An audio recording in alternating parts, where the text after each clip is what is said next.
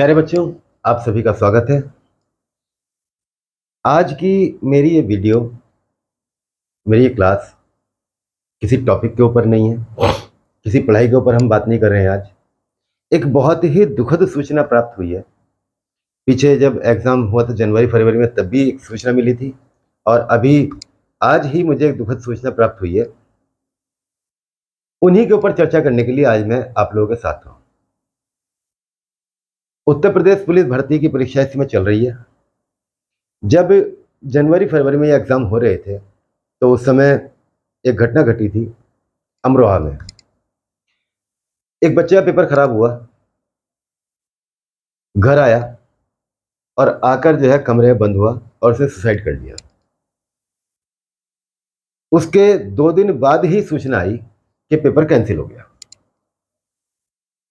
केवल एक पेपर खराब होने से उस बच्चे ने अपनी जीवन लीला समाप्त कर ली और 2 दिन के बाद पेपर कैंसिल हुआ तो सारे बच्चों को दोबारा एग्जाम देने का मौका मिला।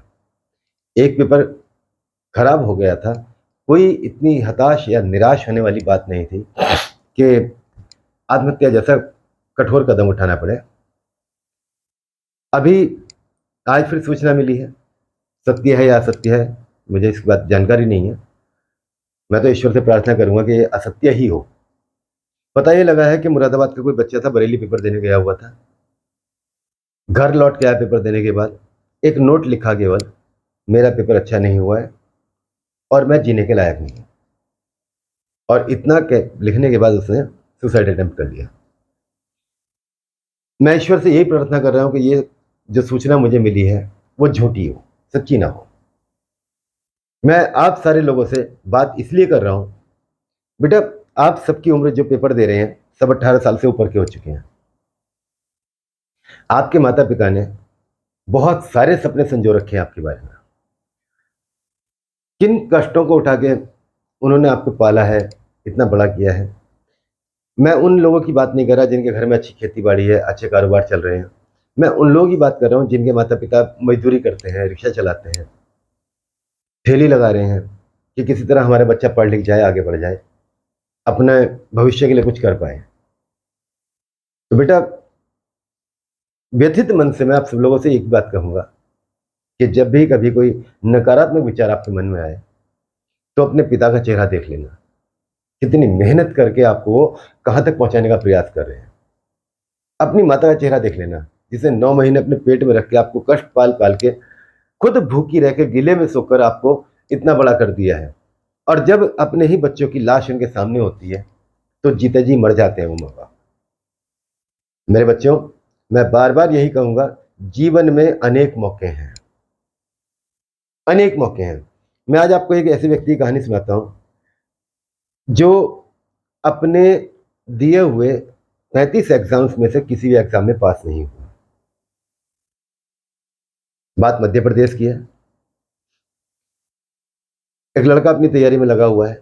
मध्य प्रदेश के सबसे छोटे पद से लेकर और बड़े पद तक उसने हर एक एग्जाम अटेम्प्ट किया, किसी भी एग्जाम में वो क्वालिफाई नहीं हुआ। निराश हो गया, जाके अपने गुरुजी के पास बैठ गया कि गुरुजी कुछ नहीं हो पा रहा है, निराश हो गया। 35 एग्जाम्स दिए थे। तो उन्होंने कहा कि हो सकता है बेटा कि ईश्वर ने तुम्हारे लिए कुछ बड़ा सोच रखा हो। उसे आईएएस की तैयारी करने के लिए बोला और वो लड़का तैयारी करने निकल पड़ा। 1 साल तैयारी की, pre clear, mains clear, interview clear और आईएएस ऑफिसर बन गया। तो एक छोटा एग्जाम, कांस्टेबल भर्ती परीक्षा, बहुत बड़ा एग्जाम नहीं है। अगर इसमें आप असफल हो भी रहे हैं तो ये सोच कर निराश मत हो कि मैं कुछ नहीं कर सकता हूं। हो सकता है ईश्वर ने आपके लिए कुछ बड़ा सोच रखा हो, आप कुछ और करने के लिए बने हो। बहुत से बच्चे मुझसे सवाल करते हैं कि आपने कितने एग्जाम पास किए हैं। बेटा मैं जिस एग्जाम में बैठा हूं कंपटीशन के, मैंने वो पास किया है। नौकरी करना कभी मेरा टारगेट नहीं था, क्योंकि सफलता का मीनिंग केवल नौकरी नहीं होता। हर व्यक्ति के लिए सफलता के अलग अलग मायने हैं। कुछ ये चाहते हैं कि मैं बहुत सारा पैसा कमा लूँ, मैं सफल मानूंगा। कुछ लोग ये सोचते हैं कि मैं जनसेवा के काम में लग जाऊं, मैं अपने आप को सफल मानूंगा। कुछ ये सोचते हैं मैं बहुत बड़ा डॉक्टर बन जाऊं, मैं अपने आप को सफल मानूंगा। कोई इंजीनियर बनकर सफल हो जाता है। तो सभी व्यक्ति के लिए सफलता का मायना अलग अलग है। सबसे पहले आप अपने आप से सवाल कीजिएगा कि हम क्यों सफल होना चाहते हैं, हमारा उद्देश्य क्या है। नौकरी आप सिर्फ पैसा कमाने के लिए करना चाहते हैं कि एक निश्चित आमदनी आपके परिवार को हमेशा मिलती रहे, आप अपने माता पिता की सेवा कर पाए, आप अपने परिवार की सेवा कर पाए, उसका ठीक से भरण पोषण कर पाए, अपने बच्चों को अच्छा भविष्य दे पाए।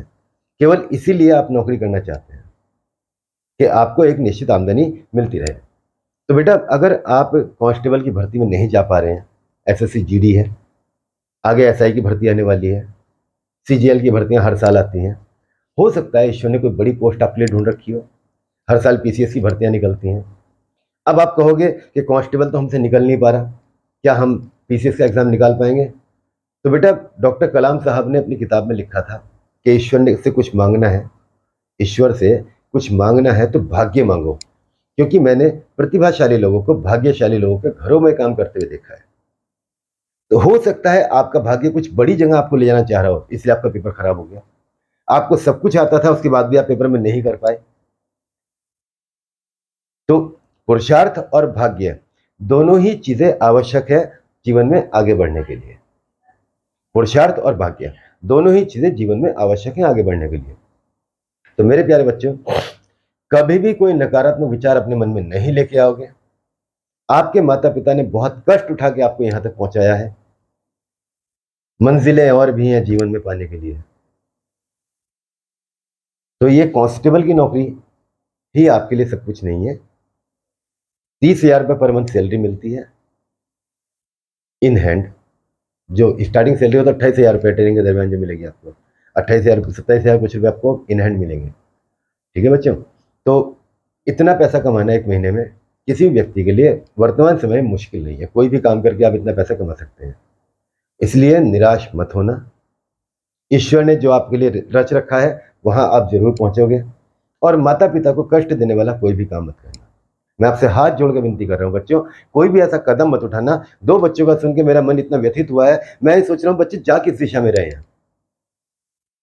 मैं अपने आप से सवाल पूछ रहा हूं। मैं बहुत सारे बच्चों को पढ़ाता हूं, ऑफलाइन में मैंने बहुत बहुत टाइम तक पढ़ाया, अब तो मैंने बंद कर दिया ऑफलाइन पढ़ाना, सिर्फ ऑनलाइन पढ़ा रहा हूं। मैंने ऑफलाइन में बहुत बच्चों को पढ़ाया, मगर मैं हमेशा सारे बच्चों को एक ही बात बोलता था, सफलता का मतलब ये नहीं कि कांस्टेबल का एग्जाम निकाल दिया। सफलता हो सकता है कहीं और तुम्हारा इंतजार कर रही हो।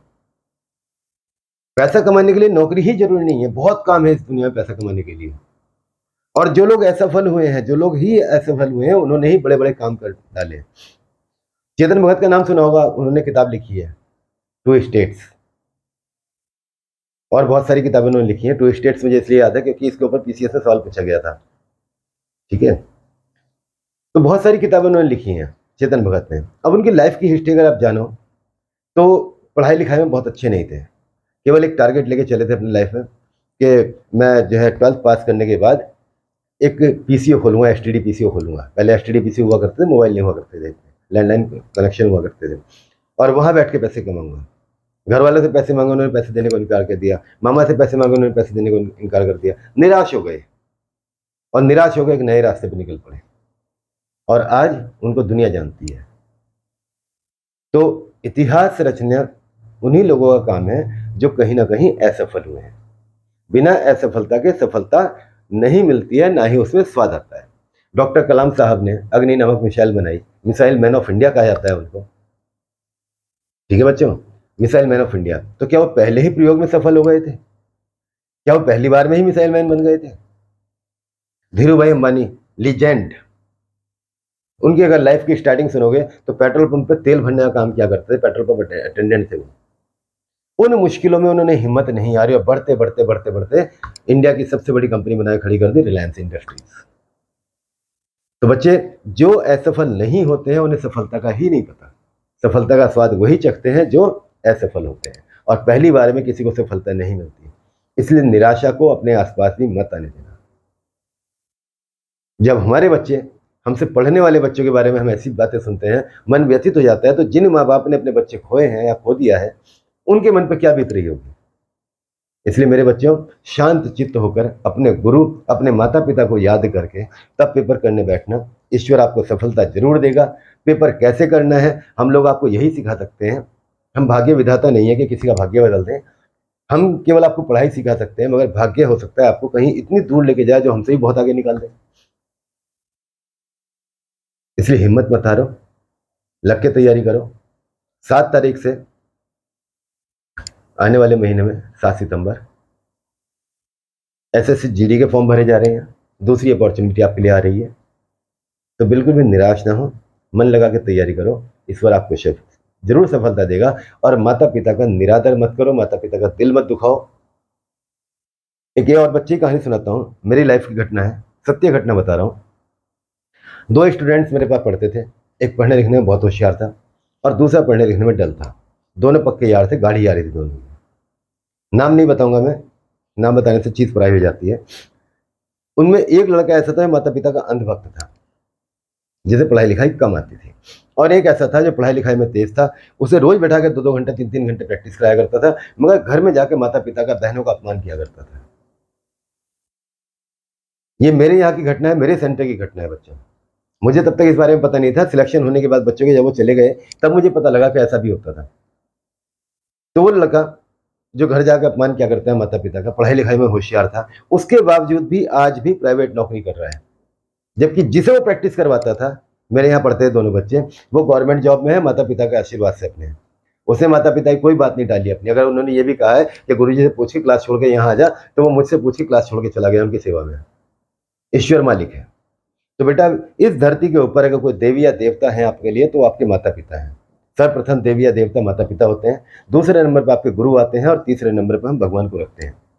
इसलिए वो मंत्र है, गुरुर ब्रह्मा गुरुर विष्णु गुरुदेवो महेश्वर है, गुरुर साक्षात परम ब्रह्म तस्मै श्री गुरुवे नमः। तो नंबर 1 पे जो है वो माता पिता है, नंबर 2 पे गुरु है, और नंबर 3 पे ईश्वर की बारी आती है। यदि आप माता पिता की सेवा में लगे हुए हैं, माता पिता की खिदमत कर रहे हैं, माता पिता का आशीर्वाद ले रहे हैं, तो आपको कहीं जाने की जरूरत नहीं है। सफलता खुद आपका दरवाजा खटखटाने के लिए आपके पास आएगी। माता पिता को कष्ट मत पहुंचाना, कोई ऐसा काम मत करना जिससे आपके माता पिता दुखी हो जाए, और कोई भी नेगेटिव सोच मत लाना अपने बच्चों, अपने मन में कोई भी नेगेटिव सोच मत लाना। धन्यवाद मेरे बच्चों।